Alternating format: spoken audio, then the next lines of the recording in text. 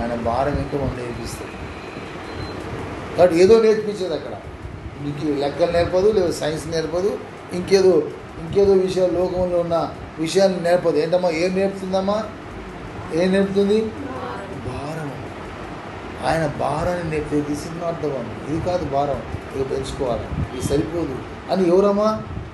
నీలో ఉన్న 7 ఆత్మల్లో ఏ ఆత్మ అయితే నువ్వు నేర్చుకుంటున్నావు అంటే ఆ సమయంలో, పర్టికులర్ సమయంలో మనం అప్లై చేసుకుంటామో అది నేర్పుతున్నప్పుడు భారాన్ని మనము అక్కడ నేర్చుకోవాలని ఆ క్యారెక్టర్ మనకు నేర్పుతున్న సంగతి జ్ఞాపకం చేసుకుంటూ ఉండాలి. భారం అమ్మా. రెండోది సాక్ష్యం. ఏం నేర్పుద్దామాట? ఎందుకు సాక్ష్యం పొందుకోలేకపోతున్నావు అంటే కారణం ఏంటి? అక్కడ నేర్చుకుందాం మనం ప్రయత్నం చేయాలి. నువ్వు ఎప్పుడైతే నేర్చుకుందాం ప్రయత్నం చేస్తావు ఆల్రెడీ ఏంటమ్మా, ఇగో సాక్ష్యం అంటే ఇదయ్యా. సాక్ష్యం అంటే ఇది.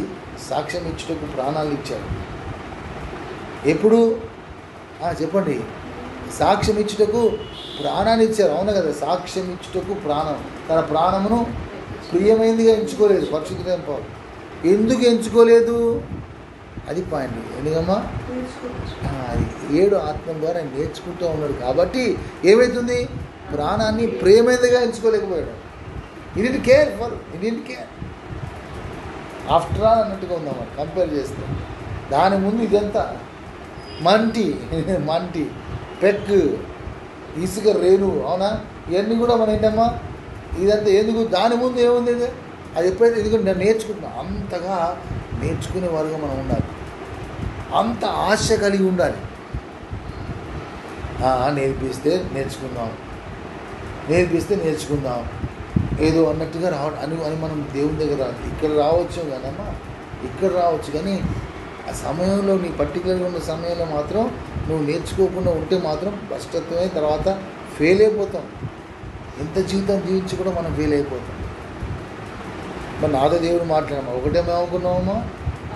భారం నేర్పుతుంది, సాక్ష్యం నేర్పుతుంది. సాక్ష్యం ఎందుకు నేర్పుతుంది? ఎలా ప్రాణాన్ని నువ్వు ప్రియమైనదిగా ఎంచుకోకుండా ఎలా ఉండగలుగుతావు అనే సాక్ష్యం నేర్పుతుంది. గమనించి, దట్ ఈజ్ ఇంపార్టెంట్. అవునా కదా? వీళ్ళెవరు? మన జిహాదులు, వాళ్ళు ఉండరు కదా, మన జిహాదులు అంటారు కదా. జిహాదులు ఏం చేస్తే వాళ్ళకి ఏం నేర్పుతున్నాడు? చచ్చిపోరా అక్కడ ఉండు. వాడికి ఏం నేర్పుతున్నాడు? ఎందుకు? ఇది కాదురా, ఈ ప్రాణం మీద పెట్టకుండా కాదుగా, దీని డబ్బులు ఇస్తావు, అది చేస్తుంది, వేరే నీ కుటుంబాలు బాగా పోగు చేస్తాను ఇది అంటారు. పైపెచ్చి నీకేంటి? అక్కడ దేవుడు వచ్చి నిన్ను ఆహ్వానిస్తాడు. అన్నీ అక్కడ దొరుకుతాయి నీకు. ఏమైంది అక్కడ? ఒక ఆశ. ఏమైంది అక్కడ? ఒక ఆశ నేర్పిస్తే ఏమైంది? ప్రాణాన్ని కూడా లెక్క చేయాలి. ఆఫ్టర్ ఆల్ సోదరి సత్యము కాని విషయంలో ప్రాణాన్ని లెక్క చేయనప్పుడు మన ఎదుట ఉన్న పరిశుద్ధుడైన పౌలు మనం తీసుకుందాం. సాక్ష్యం ఇచ్చుటకు తన ప్రాణాన్ని అయినా, సాక్ష్యం చంపడానికి కాదు, ఎవరినో చంపడానికి కాదు, ఎవరినో కత్తి పెట్టి కొట్టడం కాదు, ఎవరినో తలకాయ బద్దలు కొడితే చెప్పలేదు, ఎవరినో ఇచ్చేస్తే హింస పెడితే నేను నీకు ఇస్తా అని చెప్పలేదు. అని ఏంటమ్మా? సాక్ష్యం. ఇది ఓన్లీ సాక్ష్యం ఇచ్చుటందు ఏం చేయాలమ్మా? తన ప్రాణమును ఆయన ప్రియమైనదిగా ఎంచుకోలేదు. ఆయన మనకు మాదిరి. ప్రియమైనదిగా ఎంచుకోము, కడ వరకు దాన్ని కొనసాగించాలి. తర్వాత భారాన్ని మనము ఆయన భారాన్ని మనం పెంచుకోకూడదు. దేవుని భారం, ఇది నా భారం కాదమ్మా, ఆయన ఎటువంటి భారాన్ని కలిగి ఉన్నాడు ఆ భారాన్ని మనం నేర్చుకోవాలి. ఎంతటి దాన్నైనా మనం సహించగలుగుతాం. భారం అంటేనమ్మా ఎంతటి బరువునైనా మనము మోయగలుగుతాం. దేవుని స్తోత్రం. ఎంతటి బాధనైనా, ఎంతటి శ్రమ అయినా, ఎంత కష్టమైన ఆ భారాన్ని మనము నటించుకోవడం. చాలామంది చూస్తే దుఃఖాన్ని దిగమింగుతూ ఉంటాం. అంటే దుఃఖాన్ని మింగుతూ ఉంటాం. నిజంగా పరిస్థితిలో కట్టలు తెంచుకొని రావాలి దుఃఖం. ఏదమ్మా? కట్టలు తెంచుకొని నేను రాజగతిని పోయి మాకు రాలేదు, దేవునామానికి రానియలేదు. ఎందుకంటే నేను ఆపుకొని మళ్ళీ దాన్ని కట్టలు తెంపింది. ఎందుకంటే ఆమె ఉన్నది ఎక్కడ? దేవుని దగ్గర పోయింది కాబట్టి నాకేం బాధ, ఐఎమ్ వెరీ హ్యాపీ. అది మాత్రం ఆ విషయం నాకు ఉంది కాబట్టి నాకు అదే సపోజింగ్ రక్షణ పడకుండా పోతే అప్పుడు కట్టలు దిగిపోతాయి మనకి. దాన్ని నేను ఆపుకున్నాం, ఏమవుతుంది? అది ఆ దుఃఖాన్ని దిగమింగుతున్నట్లు, దుఃఖాన్ని మనము దిగమింగుతున్నట్లు. అంటే అలానే భారం అనేది కూడా మనము దిగమింగు దాన్ని భరించటే భారంగా కనబడదు. ఎప్పుడు భారం కనబడదు? నేర్చుకుంటూ ఉన్నప్పుడు. That's important. కంటూ అనే మాట కావాలి. నేర్చుకున్నప్పుడు కాదు, నేర్చుకుంటానికి జీవితం అప్పగించుకొని నేర్చుకుంటూ ఉంటుంటే భారంగా అనిపించదు. శ్రమలు నిందగా, అవమానంగా ఉండదు, నష్టంగా ఉండదు. పైకి వచ్చి నష్టపరుచుకుంటాయి. నువ్వు నాకు నువ్వు నష్టం చేయలేండి. నేను దానికోసం సిద్ధపడి ఉన్నా. ఏం నేర్పింది నాకు?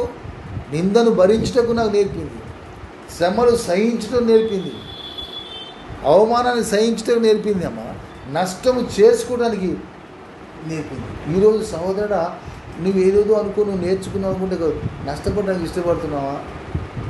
నేర్చుకున్నావా?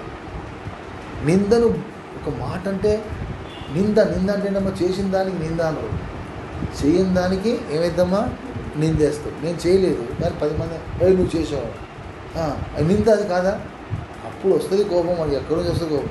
అనమాటరా నేను చేయడం తిరగబడి దాన్ని స్థాపించడానికి కాదు, అవును అని బల్ల గుద్ది వాడిని కొట్టి వీళ్ళని కొట్టి రాళ్ళు ఇక అన్ని పొగలు కొట్టి ఏం చేస్తాం మనం దాన్ని నిరూపించుకుంటూ ఉంటాం. కొట్టేయండి. చెప్పుకుంటూ పోతే దినమంతా కొట్టుకుంటూ పోవచ్చు. సహోదరు ఆలోచించాను ఏంటమ్మా, 2 విషయాలు చెప్పాము. భారం ఏం చేస్తుంది? నిందలు, శ్రమలు, అవమానాలు భరించడానికి, అంతేనా? ఇంకేమైనా నష్టము, కష్టము, ఇవన్నీ కూడా నష్టము, కష్టాలు, ఇవన్నీ కూడా సహించడానికి, భరించడానికి అది నేర్చుకో. ఏదో నేర్చుకోవటం కాదు. జ్ఞానానికి ఇది పైనుండి వచ్చే జ్ఞానం. దిస్ ఇస్ కాదు, అది పైనుండి వచ్చే జ్ఞానం. రెండోది ఏమనుకున్నామమ్మా? సాక్ష్యం ఎందుకు అనుకున్నాం? అది ప్రాణాన్ని సైతము ప్రియమైనదిగా ఎంచుకోకుండా ఉన్నాం. అప్పుడే సహోదరుడా చక్కటి జీవితం. మన చుట్టూ 7 ఆత్మలు మనల్ని ఈ విధంగా జీవింపజేస్తున్న సమయంలో సాక్ష్యము మన చుట్టూ ఆవరింపజేసుకున్నాం. లేదా సహోదరుడా, నువ్వు ఎక్కడికి వెళ్ళినా నీ చుట్టూ కరోనా వలయం అనేది చుట్టూ అనకూడదు కానీ మధ్యలో గీతులు కాదు అంటే రౌండ్ వేసి డిస్టెన్స్ ఉంటుంది. ఆ రౌండ్ ఉంటుంది. ఏ రౌండ్ ఉంటుంది అంటే అక్కడ దురాత్మ సమూహం రౌండ్లో ఉంటాం. సరే, అంటే ఎగ్జాంపుల్ చెప్తున్నా. ఎందుకు ఆ గీయడం అనేది ఆ విధంగా మన జీవితంలో మన సహోదరుడా ఆ రౌండ్ అనేది ఇన్ అదర్ సెన్స్ పాజిటివ్ తీసుకుంటే ఏ రౌండ్ అది? దురాత్మ కాదు. ఇప్పుడు సాక్ష్య సమూహం అనుకుందాం, మంచిగా ఉంటుంది. లేదా దురాత్మ సమూహం.